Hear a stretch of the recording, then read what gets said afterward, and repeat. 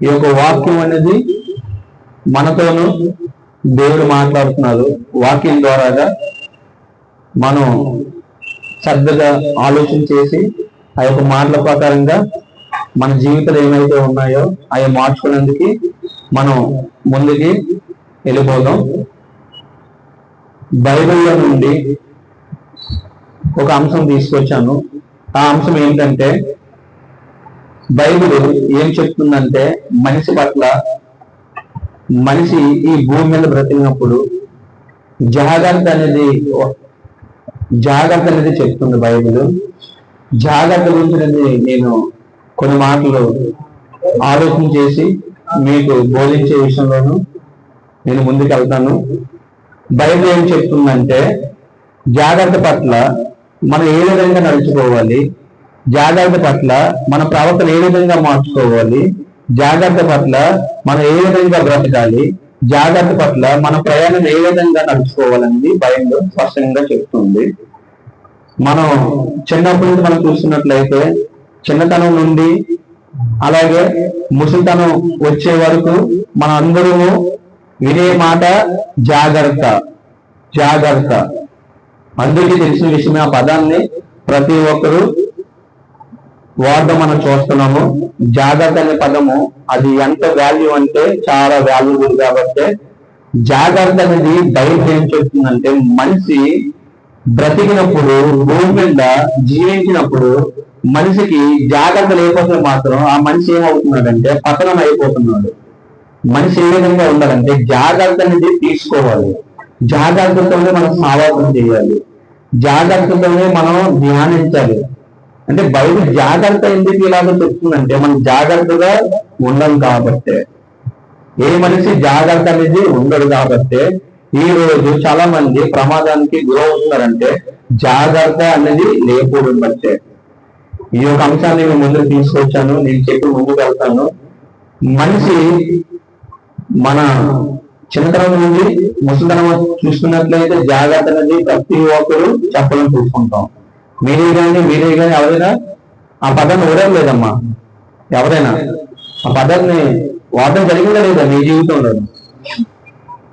మీ పిల్లలు స్కూల్కి వెళ్ళే విషయంలో కానీ జాగ్రత్త అని చెప్తారు, డ్యూటీకి వెళ్ళే విషయంలో కానీ జాగ్రత్తగా అంటారు, భార్య భర్త విషయంలో జాగ్రత్తగా వెళ్ళిందని అంటారు.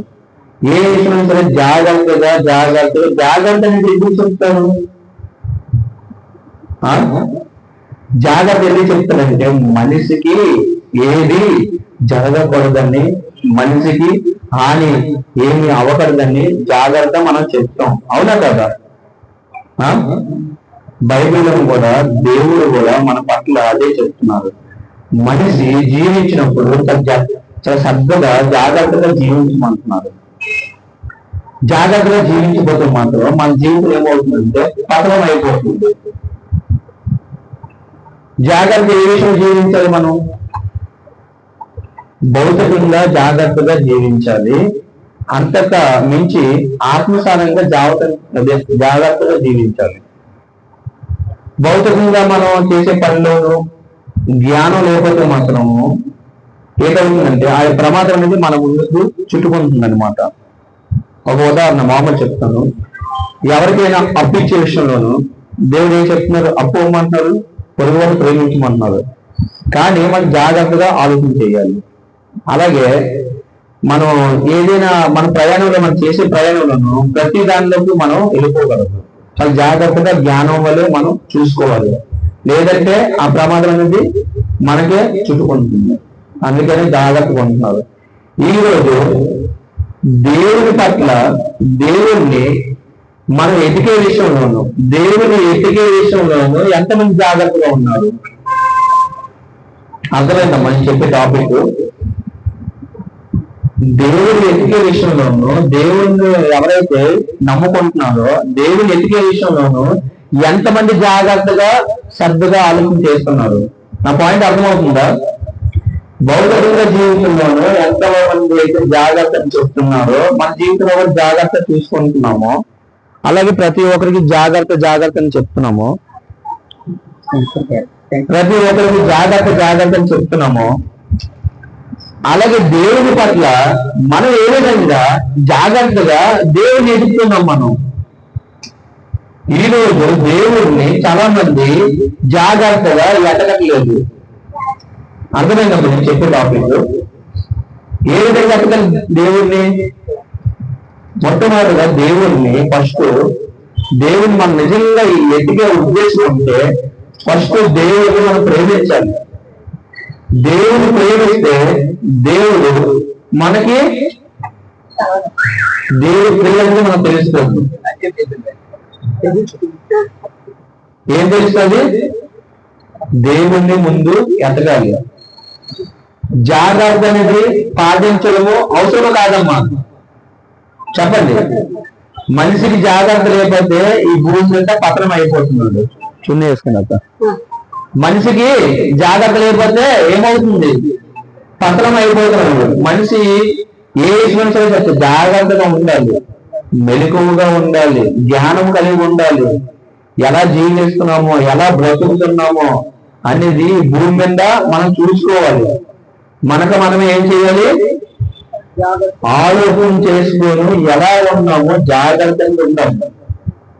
మీరందరికీ ఎందుకు చెప్తారు? చిన్నపిల్లలు కానీ మీ ఫ్యామిలీ కానీ ఎవరికైనా ఎందుకు ప్రయాణంలో కానీ చెప్తాను చెప్పరా?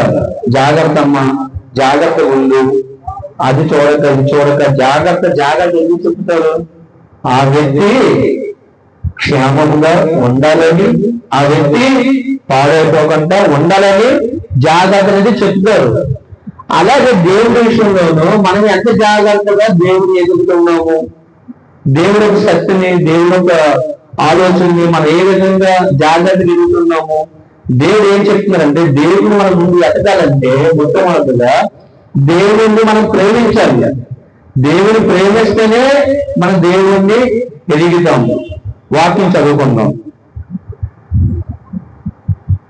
దేవుని ప్రేమిస్తేనే మనం దేవుడు అప్పుడు మనకి సామెతల గ్రంథము, సామెతలు 8వ అధ్యాయము 10వ వచనం మనం చూసుకున్నట్లయితే దేవుడు ఏం చెప్తున్నారంటే, సామెతలు 8వ అధ్యాయము 10వ వచనం, నన్ను ప్రేమించే వారిని నేను ప్రేమించి ఉన్నాను.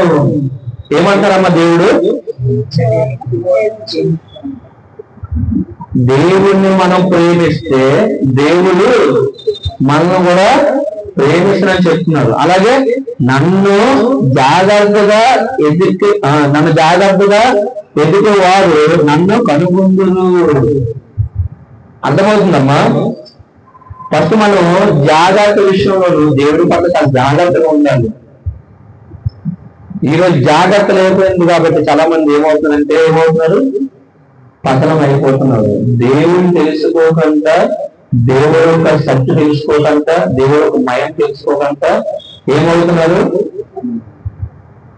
పతనం అయిపోయి వేదన స్థలంకి వెళ్ళిపోతున్నారు, పడిపోతున్నారు వేదన స్థలంలో.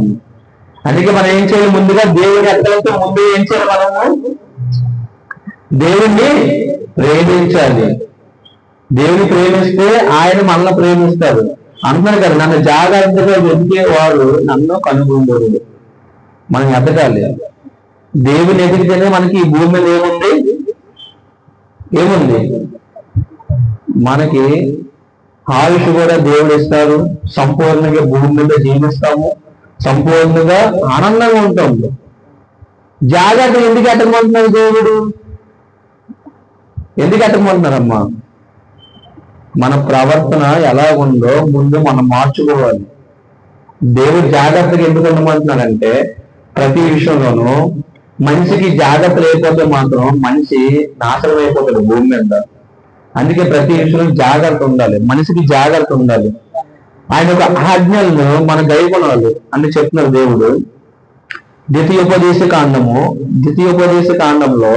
6వ అధ్యాయము 17వ వచనమును, ద్వితీయోపదేశ కాండము 6వ అధ్యాయము 17వ వచనము, మీ దేవుడైన యెహోవా ఆజ్ఞలను అనగా ఆయన నీకు నియమించిన శాసనములను కట్టడలను మనం ఏం చేయాలంటే జాగ్రత్తగా ఆచరింపగలను.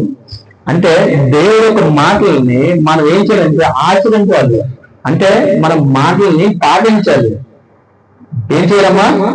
మనం సీరియస్ గా తీసుకోవడం, మాటల్ని పాటించాలి, దేవుని ఎతకాలి, దేవుని ఎదిగి జాగ్రత్తగా జీవించాలి. దేవుడు ఏం చెప్తున్నారో, దేవుడు చెప్పే మాటలు ఏదనేది మనం జాగ్రత్తగా ఆలోచన చేయాలి.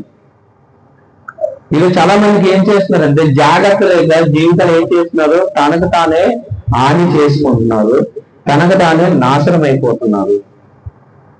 అవునా కాదా?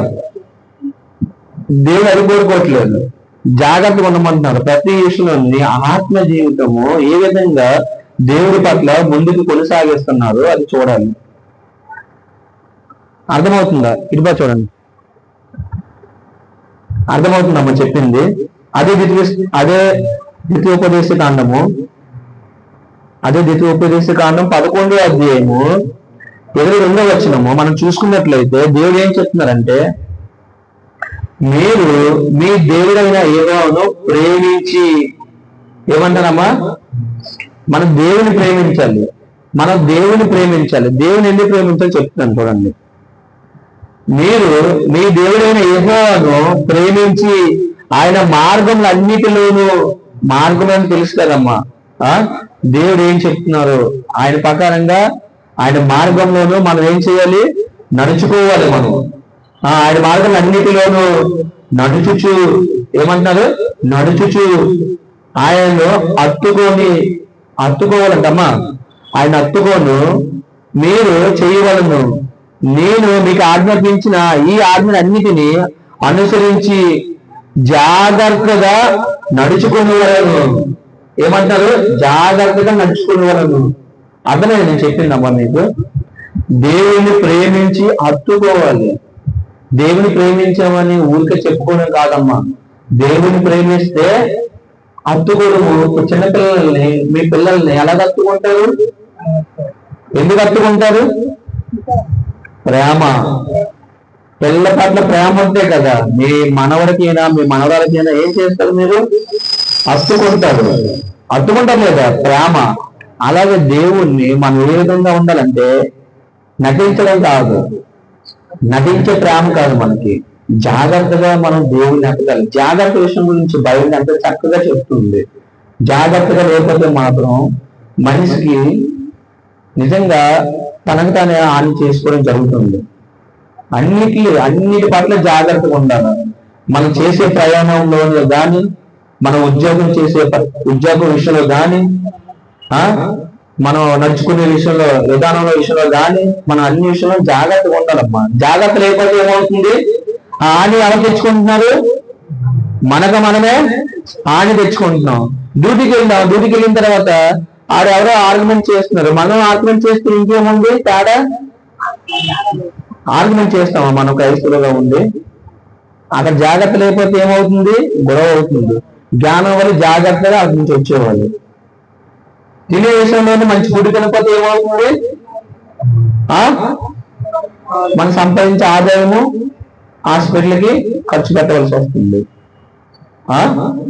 అవునా కదా? మరి భౌతికంగా జాగ్రత్త లేకపోతే మన దేహానికి ఎంతో హానికరం అవుతుంది కదా. మరి ఆత్మ జీవితంలో జాగ్రత్త లేకపోతే మన ఆత్మ ఏమవుతుంది? మనం ఏం చేస్తున్నాం? ఆలోచన చేస్తున్నామా? భౌతికంగా జీవితంలోనూ మనం జాగ్రత్త పట్ల మనం శ్రద్ధగా ఆలోచన చేయకపోతే మన దేహం ఏమవుతుంది? హానికరం అవుతుంది. ఆరోగ్యము ఏమవుతుంది? క్షీణించిపోతుంది. తర్వాత భౌతిక జీవితంలో, మరి ఆత్మ జీవితంలోనూ శ్రద్ధగా జాగ్రత్త లేకపోతే ఏమవుతుందమ్మా? ఆత్మ ఏమవుతుంది? దేవుడికి దూరం అయిపోతున్నారు చాలా మంది. అందుకే దేవుడు ఏమంటారంటే ఆయన ఒక ఆజ్ఞలను, ఆయన ఒక మార్గములు నడుచుకోను. ఏం చేయాలి? దేవుడిని హత్తుకొని ప్రేమించాలి మనం దేవుడిని. కానీ దేవుడే మనల్ని ప్రేమిస్తున్నాడు. అవునా కాదమ్మా? మొదటి రాజులు గ్రంథము 2వ అధ్యాయము, 4వ వచనము. మన పిల్లలకి ఏ విధంగా ఉండాలంటే జాగ్రత్త చెప్పాలమ్మా. మన పిల్లలకి మనమే కాదు, మన పిల్లలు కూడా జాగ్రత్త చెప్పాలి. ఏ విధంగా చెప్పాలి? మొదటి రాజులు 2వ అధ్యాయము 4వ వచనము. అప్పుడు నా మాటల మీద దృష్టి పెట్టండి అమ్మా. వాక్యం ఎవరు మాట్లాడుతున్నారు? నా మాటలు ఇవన్నీ దేవుడు మాట్లాడుతున్నారు వాక్యంతో. ఎవరితో మాట్లాడుతున్నారు? మన అందరితో మాట్లాడుతున్నారు కదా. మన అందరితో మాట్లాడుతున్నారంటే ఎందుకు మాట్లాడుతున్నారు ఈ సమయం? నా పిల్లలు ఏ విధంగా ఉన్నారో తన ప్రవర్తన మార్చుకోవాలి, నాతో ఉండాలి అని దేవుడు మాట్లాడుతున్నాడు. దేవుడికి ఎవరు నశించుకోవడం ఇష్టం లేదు. దేవుడికి అందరూ కావాలి. ఏ విధంగా కావాలి? అందరూ పరిశుద్ధంగా కావాలి, నీతిమంతులుగా కావాలి, యథార్థంగా ఉండాలి, యథార్థం ప్రవర్తన కలిగి ఉండాలి. చదువుదాం. సత్యం అనుసరించాలి మనము. యథార్థ మనసు కలిగి ఉండాలి మనకి. ఏదో పేరు దేవుడు నమ్ముకున్నామని కాదు, నిజంగా హృదయానుసారంగా. ఇప్పుడు మనం కొంతమంది భార్య పట్లను అబద్ధం ప్రేమ కూడా ఉంటుంది. కొంతమంది అబద్ధం అనేది శాశ్వతంగా ఉంటుందా? ఉండదు. నిజంగా యథార్థంగా ప్రేమిస్తే వాళ్ళిద్దరికి ఐక్యమైక్యం బాగుంటుంది. చదువుదాం. అప్పుడు నీ పిల్లలు, అమ్మా వినండి, అప్పుడు నీ పిల్లలు తమ ప్రవర్తన విషయంలో ప్రవర్తన అంటే తెలుసు కదా మీ అందరికీ. మన క్రియ ప్రవర్తన చూడండి. మన పిల్లలు అందరూ ప్రతి ఒక్కరు ఆలోచన చేయండి. అప్పుడు నీ పిల్లలు తమ ప్రవర్తన విషయంలో జాగ్రత్తగా ఉండి నా ఎదుట తమ పూర్ణ హృదయముతోనూ పూర్ణ మనసుతోనూ సత్యం అనుసరించి నడుచుకునే ఎడల నడుచుకోమంటున్నారు దేవుడు. దేంతో? పిల్లలకి ప్రవర్తన విషయంలోను. అమ్మా మామూలు కాదు. పూర్ణ హృదయం అంటే తెలుసు కదా, పూర్ణ సత్యం అంటే తెలుసు కదా. దేవుని ఏ విధంగా ఆరాధించమంటున్నారు? ఆత్మతోనూ పూర్ణ హృదయంతో సత్యంతోను. అవి అంటే పూర్ణం అంటే తెలుసు కదా మీకు. ఎక్కడ దృష్టి పెట్టి ఏదో పేరుకు వచ్చాము దేవుని ఆరాధించడానికి, ఏదో దేవుని నమ్ముకుంటున్నాము, మా కష్టాలు తీరిపోతాయి అని కాదు. ఈ జీవితం ఇచ్చింది మన కొరకు పరలోక సింహాసనం గురించి ఈ భూమి మీదకి వచ్చి ప్రాణం పెట్టి మహాకులముల దేవుడు. ఆయన కొరకు మనం ఏమైనా ఉండాలి భూమి మీద. ఈ జీవితము ఎవరికి జీవితం అంతా ఆయన మనకిస్తే కదా ఈ భూమి మీద ఉన్నాం. ఆయనే కదా కొన్నారు మనల్ని. ఆయన ఒక రక్తంతో మనం కొన్నారు దేవుడు. అది మనం మర్చిపోకూడదు. ఎంత పని చేసుకున్నా ఎంత చేసుకున్నా చివరికి మనకేముంది? దేవుడిని నమ్ముకొని జీవిస్తే నిత్య జీవం మనకు ఉంది. ఎవరికైనా మరణం ఉందా లేదా? మరణం లేకుండా ఏ మనిషి ఉన్నది భూమి మీద? అందరికీ మరణం అనేది ఒక క్షణం. మరణం అనేది ఏ టైంలో వస్తుందో తెలియదు. వస్తుంది రాదు మరణం అనేది. మరణం వచ్చినప్పుడు మన ప్రవర్తన ఏ విధంగా ఉంది, ఏ విధంగా మనం మార్చుకుంటున్నాము. మన ప్రవర్తన వచ్చినప్పుడు మన మరణం వచ్చినప్పుడు మన జీవితము, మన క్రియ, మన ప్రవర్తన ఏ విధంగా ఉంది? జాగ్రత్త విషయంలో ఉందా లేదా? నీకు నచ్చినట్టుగా జీవించావా? బైబిల్ అంత స్పష్టంగా చెప్తుంది కదా, జాగ్రత్తగా నన్ను వెతుకుడి, నేను కూడా మిమ్మల్ని ప్రేమిస్తాను. ఎందుకు జాగ్రత్తగా ఎత్తమంటున్నానంటే, దేవుడు మన జాగ్రత్తగా ఎదిగితే దేవుడు ఆయనకి ఏదో తెలుస్తుంది, ఆయనకు బలం అంటే తెలుస్తుంది, ఆయన సత్యమంతా దేవుడే తెలుస్తుంది. అప్పుడు మనం ఏం చేస్తాము? ప్రతి కీడికి ప్రతి పాపానికి మన ప్రవర్తనని ఏం చేస్తాము? తొక్కు వేసి పక్కన పెడతాం, మార్చుకుంటాం. అందుకే దేవుడిని మనం ఏం చేయాలి? శబ్దగా జాగ్రత్తగా ఎదగాలి. జాగ్రత్తగా ఎదిగితే దేవుడు మనకి ఎంతో ఈ భూమి మీద ఏం చేస్తారు మనం అడగవసరం లేదు. అక్కడ తెలుసు ఆల్రెడీ, కొంతమంది తెలుసు. మన దేవుడికి అధికారులు అడగవసరం లేదు. నా పిల్లలకి ఏం కావాలో ఆ సమయం ముందే, మొన్న లాస్ట్ టైం ఏం చెప్పాను? వాక్యము మేళ్ళు గురించి చెప్పాను. మన పట్ల దేవుడు అనేక మేళ్ళు ఉంచి ఉన్నారు మన పట్ల. మన మేళ్ళు కలుగు చేసే దేవుడు మనకెందుకు ఇంకెందుకు చింతించడు? అది కాదు ఇది కావాలని. ఈరోజు ఎంతలాగా ఉన్నారు? మానసికంగా కుమిలిపోవాలి. అయినా సరే ధైర్యం ఉన్నారంటే దేవుడు నమ్మకం. దేవుడి మీద నమ్మకం పెట్టాలి ఫస్ట్. మనం చాలా మంది ఏం చేస్తున్నారంటే ఏదో పేరు ఉన్నాంలే, ఏదో బ్రతికేస్తున్నాంలే, జీవితం అంతేలే అయిపోయింది కానీ బ్రతికేస్తున్నారు. కానీ మన జీవితం అది కాదు. నమ్మదగ్గ దేవుడు మన అందరికీ పిలిచారు, క్రీస్తు వారు.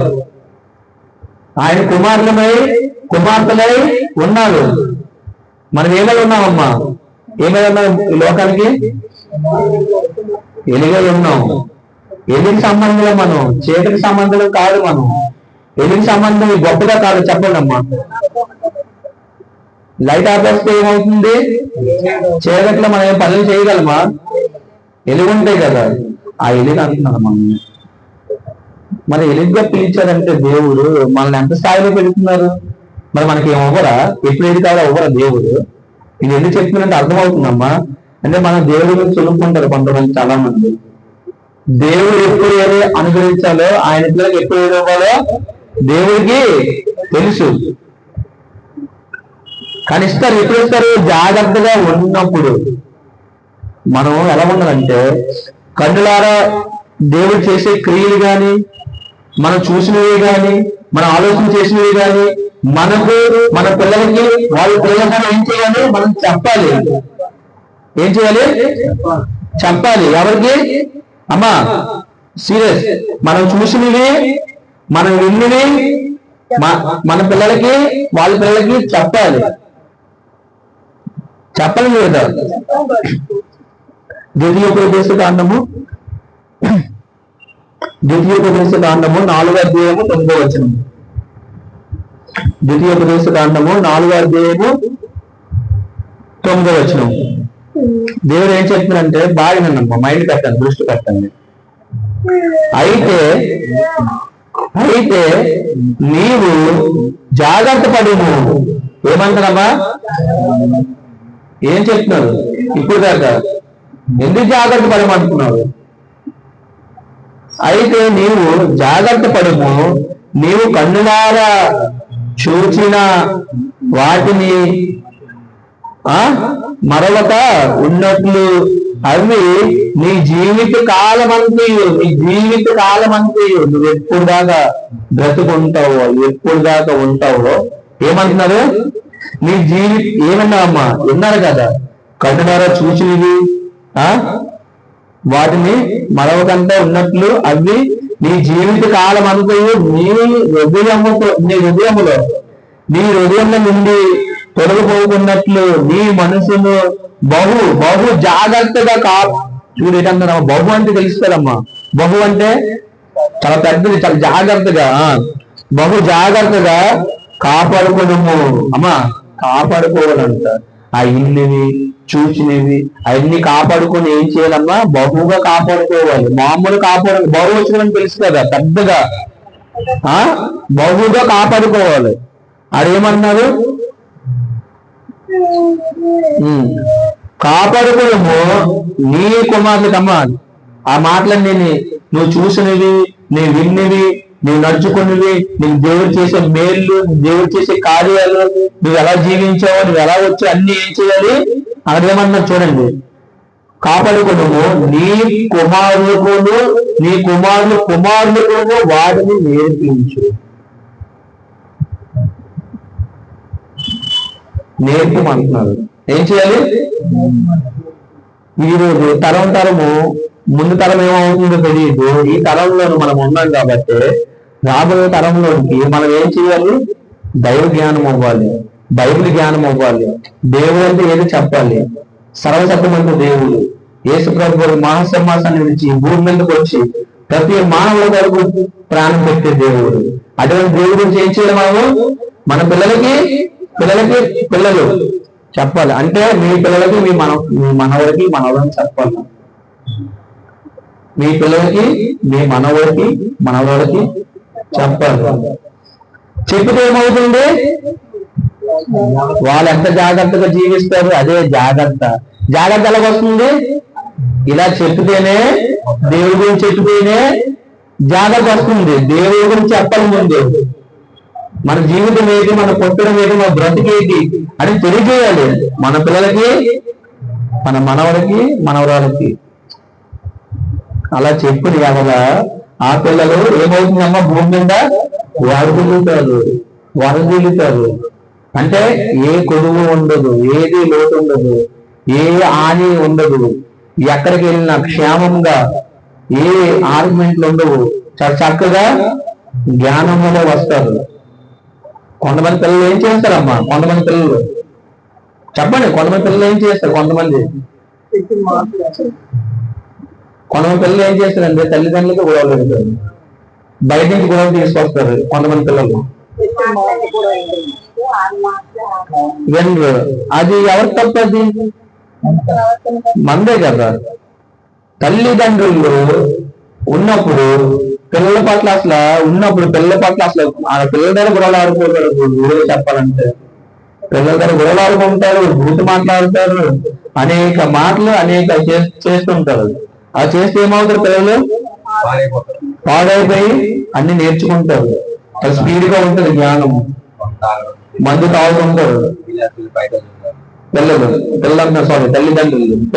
పిల్లల దగ్గర మన బుద్ధి వస్తాయి రావా? పిల్లలకి వస్తాయి రావా? అందుకే ఏం చేయాలి?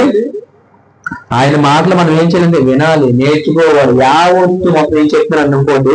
నిర్గమకాండము చదువుదాం.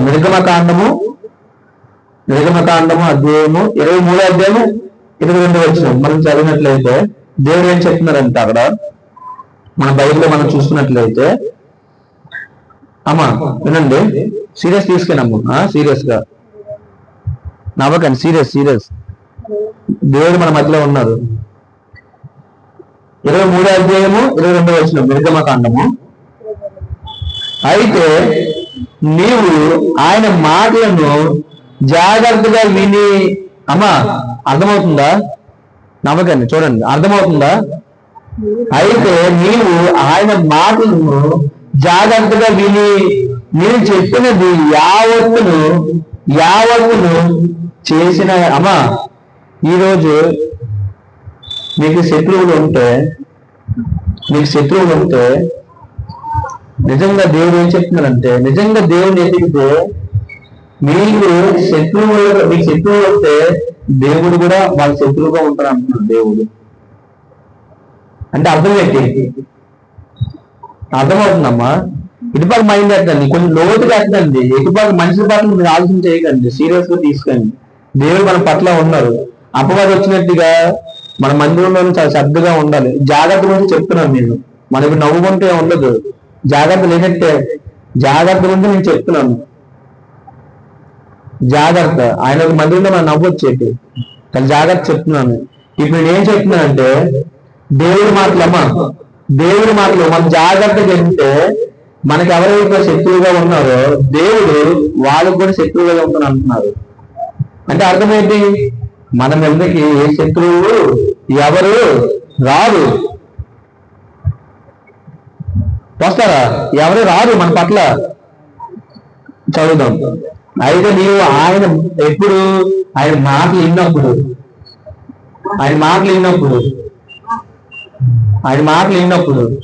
ఎప్పుడు ఆయన మాటలు విన్నప్పుడు అయితే నీవు ఆయన మాటలు జాగ్రత్తగా విని నేను చెప్పినది యావత్తును చేసిన ఎడల నేను నీ శత్రువును నీ విరోధులకు విరోధై ఉండుదును.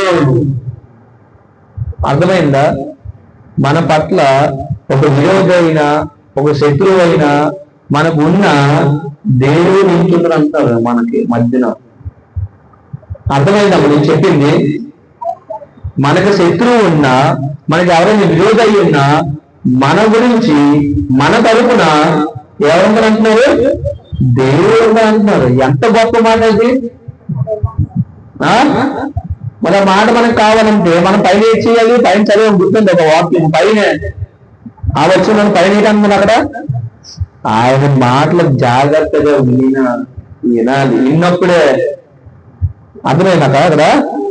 అయితే నీవు ఆయన మాటలు జాగ్రత్తగా విని నేను చెప్పినది యావత్తును చేసిన ఎడల అప్పుడు దేవుడంట మన తరపున ఉంటానంటున్నాడు దేవుడు. మన తరపున శ్రీని అర్థమవుతుందా? మన తరపున ఉంటనంటాడు దేవుడు. ఎప్పుడు? మన శత్రువైనా సరే, విరోధైనా సరే, మన పక్కన ఎవరు ఉండరు. దేవుడు మన పక్షంలో ఉంటాడమ్మా. సర్వశక్తిమంత దేవుడు. ఎప్పుడు? ఆయన మాట్లాడాలి. ఆయన మాట్లాడితే మనకి ఏమవుతుంది? ఏం చెప్పండి ఇప్పుడు?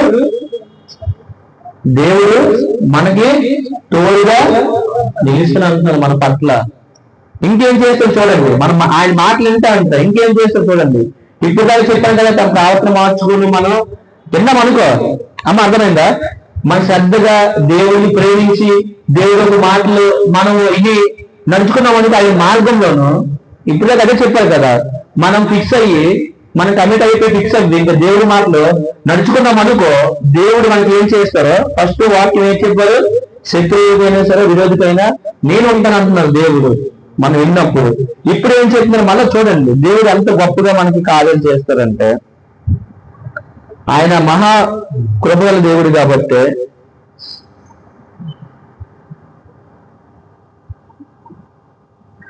మీ ఇల్లు వర్ధగలా వద్దా? మీ గృహం వర్ధగలా వద్దా? అందరూ బాగుండలా వద్దా? అందరూ బాగుండలా వద్దా? చెప్పండి అమ్మా. ఎవరు బాగోను అనుకుంటారు ఏంటి?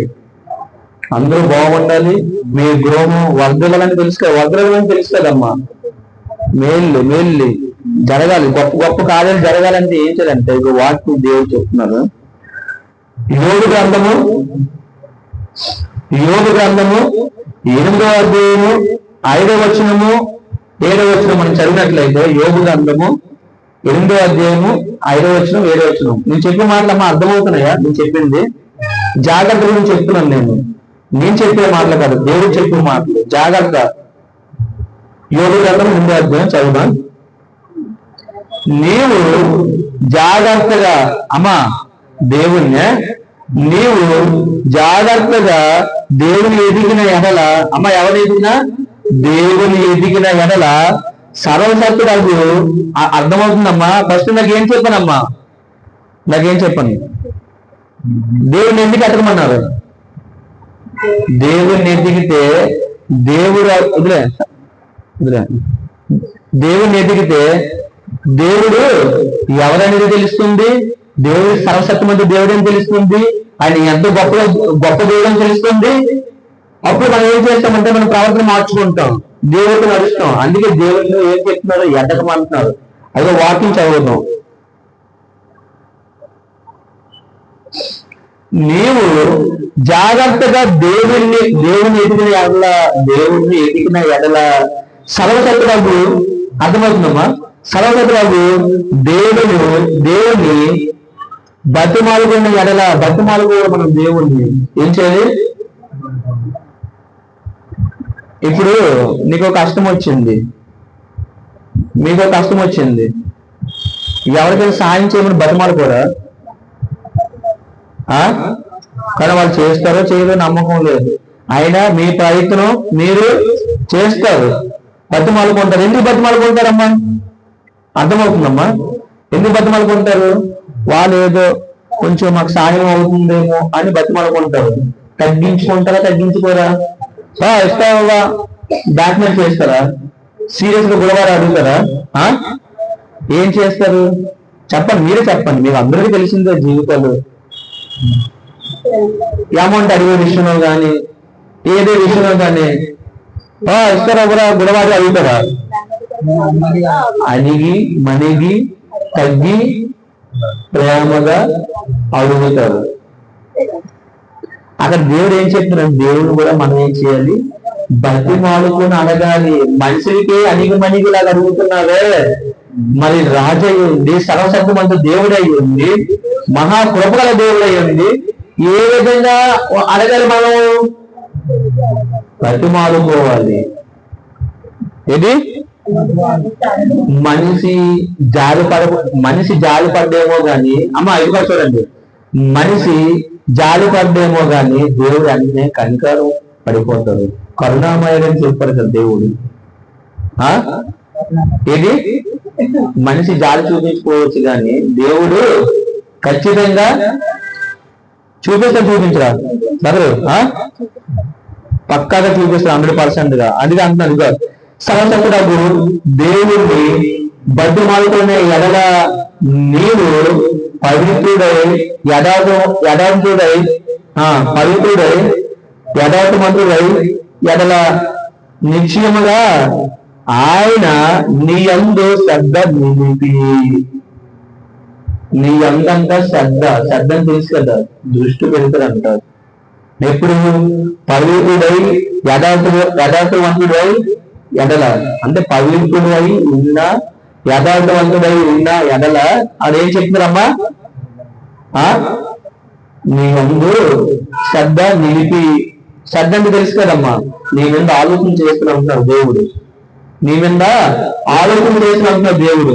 చూడండి అమ్మా అక్కడ శ్రద్ధ నిలిపి నీ నీతికి, అమ్మా నీ నీతికి బాగా మైండ్ పెట్టండి, నీ నీతికి తగ్గినట్టుగా నీ నివాస స్థలమును వర్ధన చేయును. అర్థమైందమ్మా, అక్కడ ఏమన్నారు, నీ నీతికి తగ్గినట్టుగా. అప్పుడు ఏమన్నారు, నీ నివాస స్థలము, స్థలం అంటే నువ్వు ఉండే ప్లేస్, నువ్వు ఎక్కడైతే ఉంటావు నీ ఇల్లు వర్ధన చేయును. అప్పుడు నీ స్థితి మొదట కొద్దిగా ఉండును, కొద్దిగా ఉన్నప్పుడు నీ స్థితి తుదుకులు నీ మహాభివృద్ధి పొందుదు. మహాభివృద్ధి అర్థమైంది చెప్పి మాటలమ్మా. ఫస్ట్ నీ స్థితి, ఈ స్థితిలో ఉన్నావు నువ్వు, తర్వాత మహాభివృద్ధి చేస్తున్నావు అంటున్నావు దేవుడు. మహాభివృద్ధి అంటే ఏంటమ్మా, నీ ఇల్లేటి నువ్వు వర్ధిల్లుతావు అంటున్నావు, మహాభివృద్ధి అంట.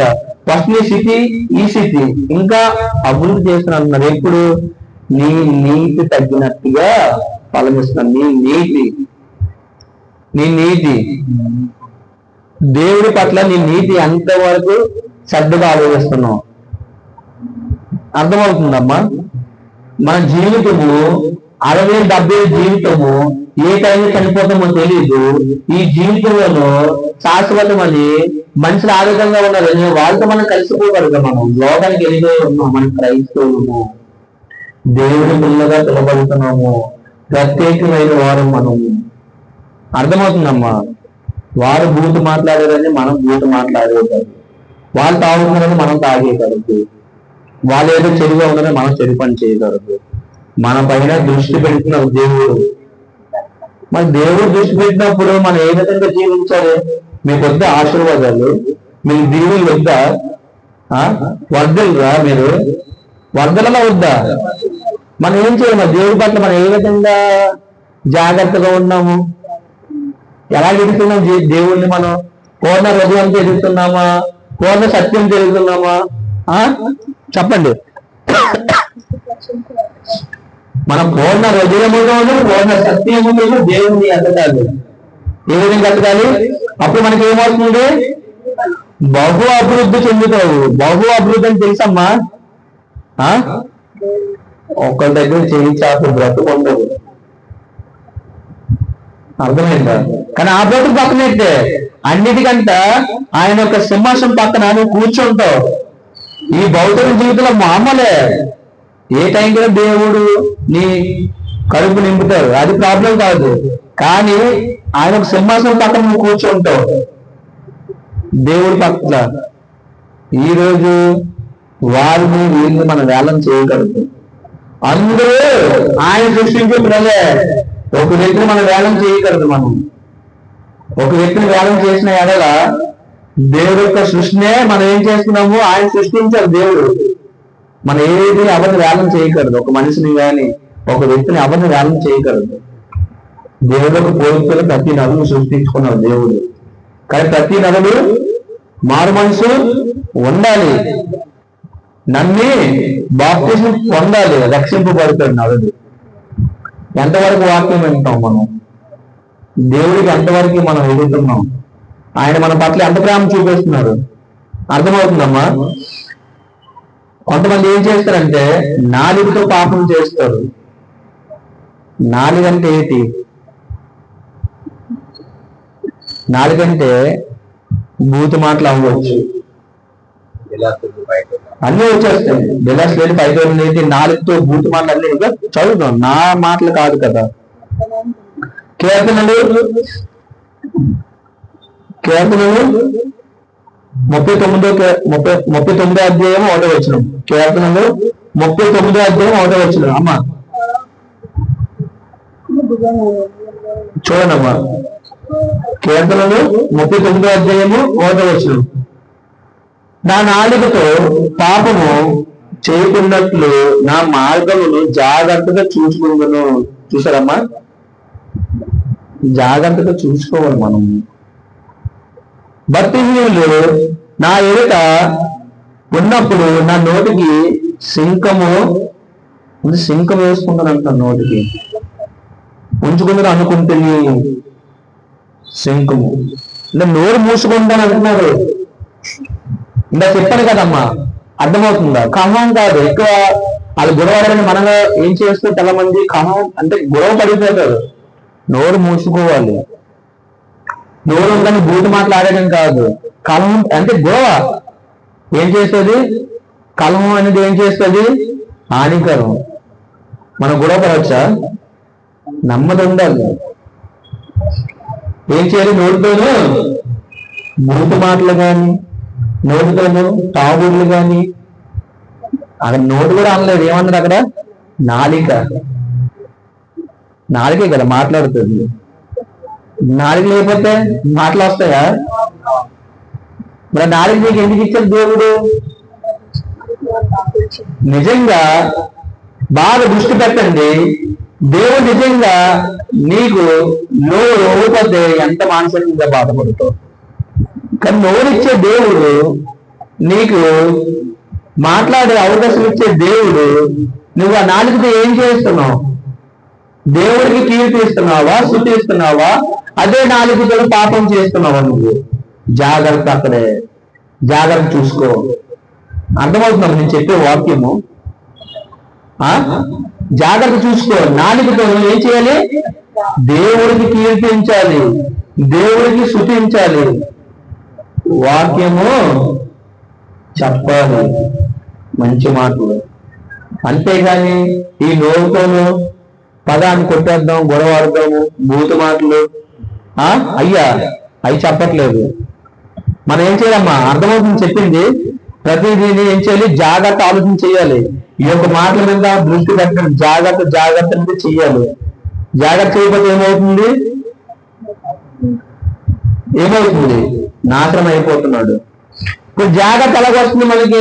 మన ప్రవర్తన మార్చుకోవడం ఎలా మార్చుకుంటున్నాం? మనం దేని మీద మార్చుకుంటున్నామమ్మా మన ప్రవర్తన? చెప్పండి బ్రదరు, మన ప్రవర్తన దేని మీద మార్చుకుంటున్నాం? దేవుని వాక్యం ద్వారా. వాక్యమే మన ప్రవర్తన మారుస్తుంది. నీ వాక్యమే కదా నా ప్రవర్తన మార్చను. కష్టాలు బాధలు ఉన్నట్టుగా ఏమన్నా చదువుతాం. దేని చేత యవనస్తులు తన ప్రవర్తన మార్చుకుంటారు? యవనస్తులు కాదా? యవనస్తులే దేని చేత మార్చుకుంటారు తన ప్రవర్తన? వాక్యం ద్వారా. మరి వాక్యం ద్వారా ఉన్నప్పుడు నేనేంటి మాట్లాడుతున్నాను ఇప్పుడు? నేను మామూలు మాట్లాడుతున్నానా, వాక్యం చెప్తున్నానా? మనం మార్చుకోవడం లేదా? మార్చుకోమని చెప్పిగా చదువుదాం. కీర్తనలు 119వ కీర్తన 9వ వచనము. 119వ కీర్తన 9వ వచనము. 119వ కీర్తన 9వ వచనము చదువుదాం. యవనస్తులు దేని చేత తమ నడతలు శుద్ధపరచుకుందరు? యవనస్తులు దేని చేత శుద్ధపరచుకుందరు? శుభ్రం తెలుసు కదా, మంచిగా మార్చుకోవడం. శుద్ధి తెలుసు కదమ్మా, శుభ్రం చేస్తుండ్రు. దేని బట్టి శుభ్రం చేసుకుంటారు? అప్పుడు చూడు, నీ వాక్యం బట్టే దానిని జాగ్రత్తగా చూసుకున్నట్ట చేతనే కదా. అక్కడ ఏం చేశారమ్మా? జాగ్రత్త. అక్కడ చూడండి, బాగా చూడండి. యవనస్తులు దేని చేత తమ నడతలు తెలుసు కదా, ప్రవర్తన నడతలు శుద్ధపరచుకుందరు. నీ వాక్యం బట్టే దానిని చూడమ్మా, దానిని జాగ్రత్తగా చూచుకున్నట చేతే జాగ్రత్తగా చూచుకున్న చేతే జాగ్రత్త. అమ్మ అర్థమైందా? జాగ్రత్త చూచుకోవాలి మనము, జాగ్రత్త చూసుకుని చేస్తే. అప్పుడు ఏమంటాడంటే మనం జాగ్రత్త లేకపోతే దేవుడు ఏం చెప్తున్నాడంటే, అమ్మ దేని చేత మనం జాగ్రత్తగా వాక్యం చేత మనం బతుకు మార్చుకోవాలి. వాక్యం అంటే ఎవరు? మరి దేవుడు చెప్పినప్పుడు మన బతుకు మార్చుకోవాలి లేదా? ఇంకా అదే పాపంలో ఉంది, అదే ఆలోచనలో ఉంది, అదే ప్రవర్తన కలిగి ఉంది, అదే జీవితం ప్రయత్నించి అదే ఆలోచనలో ఉంటే నువ్వు ఇంకెందుకు చర్చకొచ్చి దేవుడికి వచ్చి మారవా? ఇంక అదే జీవితమా? అందుకు ఒక మాట చెప్తున్నారు, దినములు చెడ్డవి, సమయం పోనీయక సద్వినియోగం చేసుకోమంటున్నారు. చదువుదాం, లాస్ట్ వచ్చినాము, ముగిస్తాం. దేవుడు ఏమంటున్నారంటే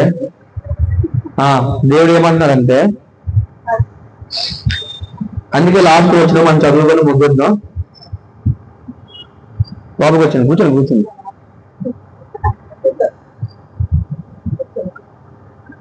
దేవుడు ఏం చెప్తున్నారంటే, నేను చెప్పే మాటలన్నీ ఆలోచన చేశానమ్మా, ఇవన్నీ మనం వాక్యం చేత మార్చుకోలేదంటే మనం ఏమవుతున్నామంటే పతనం అయిపోతున్నాం. జాగ్రత్త అనేది ఉండలేదు మనిషికి. అందుకే ఒక మాట చెప్తున్నారు, ఏమంటున్నారంటే ఎఫెసీ పత్రిక లాస్ట్ వచ్చి చదువుకుందాం. అందుకే దినములు చెడ్డవి, సమయం పోనీక సద్వినియోగం చేసుకోమంటున్నారు. అంటే సమయము తక్కువగా ఉంది. ఎఫెసీ పత్రిక 5వ అధ్యాయము 15వ వచనము 16వ వచనం మనం చదివినట్లయితే, 15వ వచనము 16వ వచనం మనం చదివినట్లయితే ఎఫెసీ పత్రిక 5వ అధ్యాయం బాగానేనమ్మా. ఏం చెప్తున్నారు దేవుడు? ఓకేనా?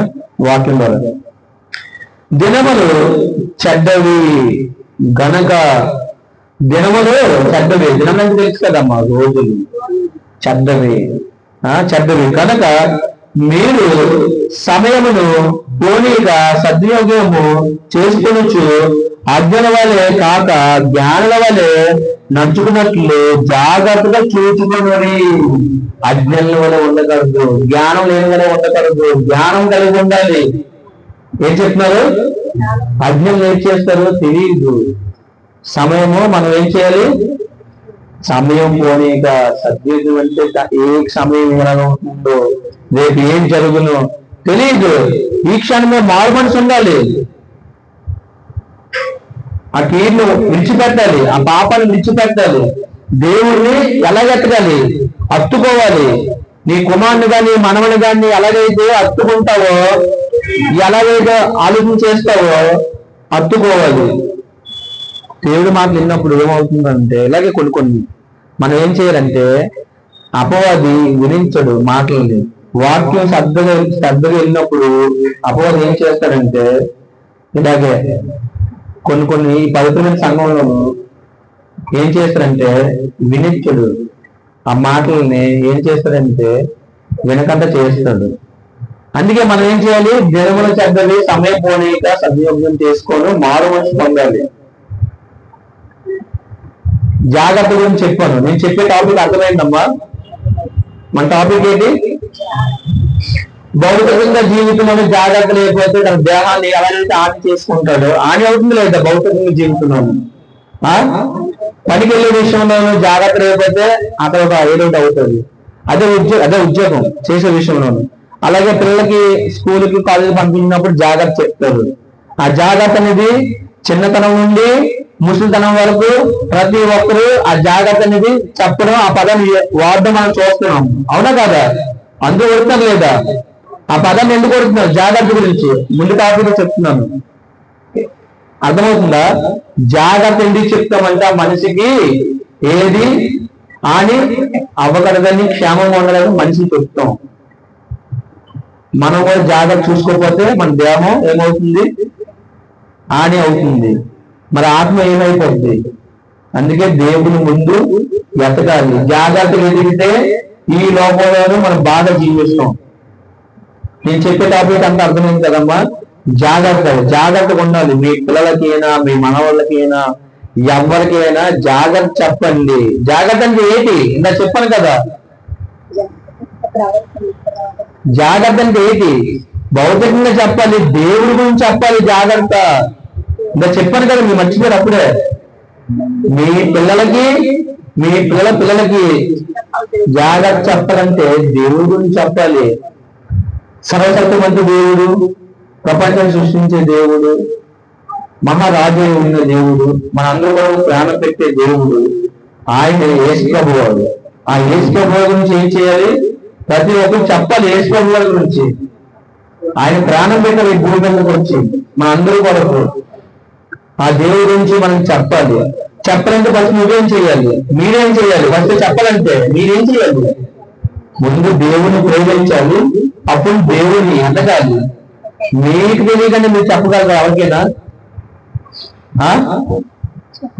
దేవుడి గురించి మీకు తెలియకంటే మీరు చెప్పగలరా? ఫస్ట్ మీరేం చేయాలి?